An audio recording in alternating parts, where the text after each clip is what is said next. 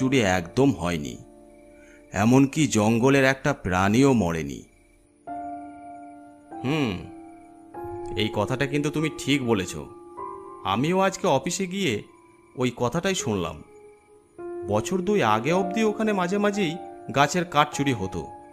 অনেক চেষ্টা করেও চোরা শিকারীদের আটকানো যাচ্ছিল না। হঠাৎ করেই তা বন্ধ হয়ে গেল কেন, তা কেউ জানে না। তা ঠিক বলেছেন। আসলে আসলে কি, তুমি কি কিছু জানো? ও কিছু না, তবে চিন্তা করার কিছু নেই। এই জঙ্গলে কিছু হবে না।